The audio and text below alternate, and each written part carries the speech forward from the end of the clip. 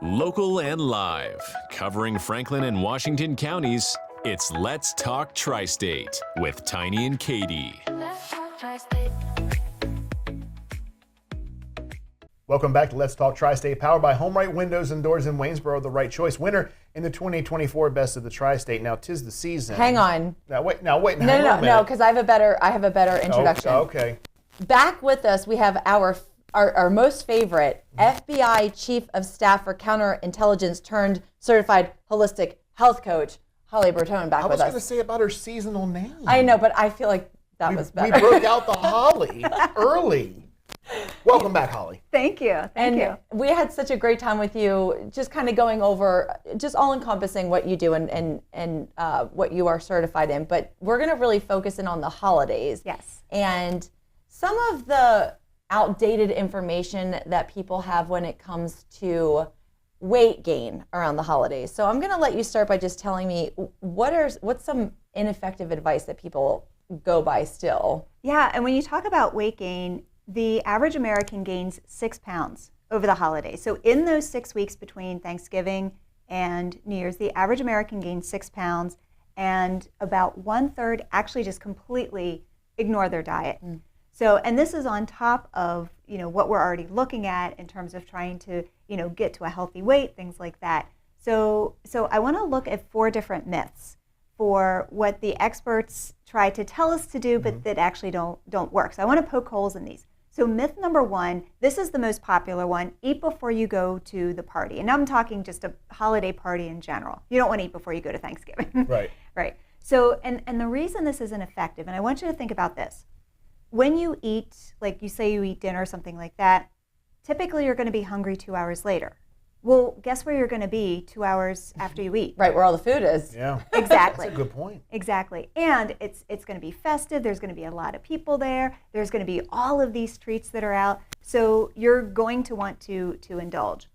And, there's always room for the fudge, the sugar cookies, the gingerbread men that are just begging you to bite the head off. Yeah. There's always room for that. And I also feel that if you are trying to refrain from all of that, people are on you. Oh, come on, it's the holidays. You have to treat yourself. I went to so much trouble making this. You have to try it. Right. And it comes off maybe to other people as rude, perhaps. Peer pressure. Yeah, absolutely. So I like to counter this. I like to poke some holes with this. So instead of just eating whatever you normally eat, fill up on the right foods ahead of time, so that you won't be splurging as much. You can have a few treats, but you won't feel that need to splurge. And when I say the right things, the proteins and the fats, they're going to make you a lot fuller, a lot longer, and it's going to hold that your blood sugar level. And then also experiment ahead of time, so you know what's going to fill you up and how you're going to feel even 3, 4, 5 hours later. And then the other advice, to bring your own food. And I always say, ask the host or hostess first, because it's just kind of rude to show up. But I know you said you don't really like to cook all that much. Right. If you go to Katie's, you should. Yeah, you better bring your own food. Yeah. But even just stopping at the store and getting one of those shrimp cocktail platters, it's always a winner. And you're always going to have something there to eat that you like, and that's going to fill you up. That's not, the treats aren't going to be so tempting. So you're almost, in a way, kind of covertly, hey, may I bring something? Not saying just so that I have something to eat, but bring something you can eat that works with your way of eating your diet. And then you show up there, but the problem is if you show up with a room full of people who love shrimp. That's a good. I love that thing idea. To bring. I didn't even think about that. Yeah, it's always a crowd pleaser, minus people with fish allergies. But, Well, then We're not with them anyway. So myth number 2 is to load up on the crudités again, so you're not hungry for all the treats. And when I say crudités, the carrots, the celery, the broccoli. Now, how often does that actually fill you up? I know what else it leads to. That may not be something that'd be welcome at a party. Yeah, so it doesn't fill you up. It's going to be bland, and if you're at a party, a festive, you're going to want to splurge.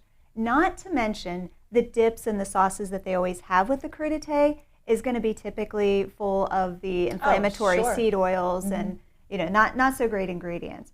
The other thing that I want to talk about here is, what is the first thing, so let's say you walk into a party, someone's house, what is the first thing that you see that they have on the counter?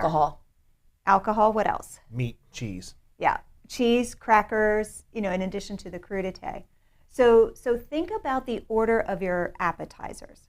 So instead of reaching for the cheese and crackers, reach for the meats, the pepperonis or the bacon wrapped anything. Which has more flavor anyway. Right, exactly. The deviled eggs, the pate, the salmon. So that's if you're looking at appetizers, to reach for them first. And then let's talk about Thanksgiving specifically. So what you want to do is, and what happens when you go to Thanksgiving, how does everyone load up their plate?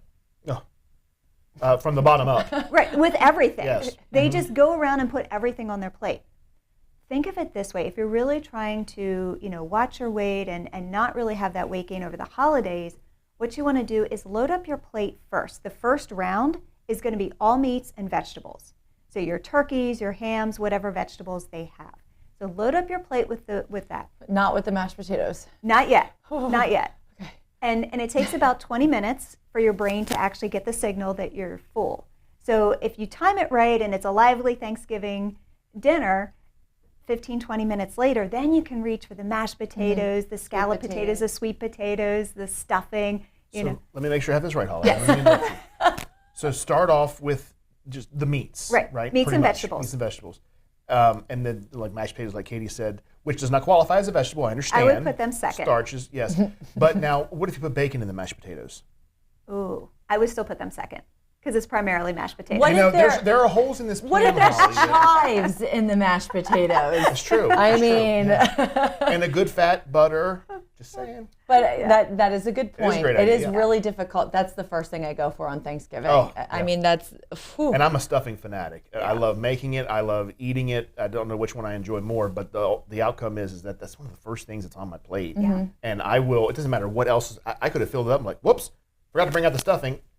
And There it goes. I like the idea of not putting everything on your plate though at one time, because I sometimes feel like on Thanksgiving it's a marathon to see how quickly and how much I can eat, and how much can I really get into my stomach before I really don't feel well, and how quickly can I get there? Yeah, and if that's you just, not good. And if you take your time and just enjoy what the day is about, being with your family and your friends and other people, and And the thing is, I was just thinking. Katy brings up a great point. Is that we know Thanksgiving, the purpose to be with family and friends and be thankful for what we have. But the action of that holiday, the call to action, is literally eating. That's it. And football. Christmas, same thing. Obviously, it's family, friends, and being thankful again. But the action, presents. Right? So like every holiday has their thing, but that's the only holiday where the primary thing is let's eat. yeah. But we can also do it a little bit smarter. Right. Absolutely. Absolutely, yep. Absolutely. Yeah, and the other thing too, to think through your game plan too as you're going about. Don't just show up and hope that it works for the best. Like Right. actually think through your game plan. Myth number 3, I'm not a fan of this one, but everyone likes to say, just tell yourself it's a treat day and just splurge. The problem with this is that the next 6 weeks are full of treat days. Thanksgiving, Christmas, the parties, the holidays, the office gatherings, the everything. So every day is going to be a treat day, and that's, again, why the average American gains 6 pounds over the holiday. And it's this all or nothing mentality, and especially when you're loading up with a lot of sugar and sweets, it's going to light up those addiction centers in the brain that's going to you're going to want to eat more. Absolutely. Yeah. So really to counter this one, I'm not a fan of sugar, but I also understand it's the holidays, and people are going to want to enjoy some treats. So really to be strategic about the treats that you're looking at, and some of the more seasonal ones here. And the last one I think is really going to shock you, that I'm actually going to recommend this. So pumpkin pie, I love pumpkin pie as a treat. You may want to leave the crust. A lot of times the crusts are made with some inflammatory oils, but the pumpkin pie, baked apples with cinnamon, always a great treat around the holidays. Cranberry sauce, ideally homemade, not from a can, because a lot of the cans have a lot of sugar in it. Anything like a dark chocolate bark or strawberries with dark chocolate, any kind of dark chocolate versus the traditional milk chocolate. Has a lot more benefits. Okay. Yeah. Sure. And the last one's really going to surprise you. Yeah. Cheesecake. Oh, hello. Cheesecake yay or cheesecake nay? Cheesecake, yay. You're darn right, cheesecake. Yay. Yes. Yeah. Now, okay, yes, it's got a lot more calories, but hear me out, is that it's filling, it's full of fat. It doesn't have as much sugar, traditionally, and it's a decadent treat. So those reward centers that are telling you, oh, it's scarcity, it's the holidays, I'm only going to get that gingerbread cookie once a year, I'm only going to get the sugar cookies once a year. That cheesecake is going to be decadent. It's going to tell your brain, I'm getting a really good treat. And with it filling you up, you're not going to want to eat as much. I love There it. you go. Love Holly, it. thank you so much for sharing those tips and myths with us Yes. today and telling us that it's okay to eat cheesecake because that makes both of us very happy. You really anchored it at the end very well. brought it Thank home you so much. nicely. Happy Thanksgiving to you. Yes, We're all happy excited now. Thanksgiving. If you'd like to be featured on an upcoming episode of Let's Talk Tri-State, call 717-597-9200 or email letstalk@921thegoat.com.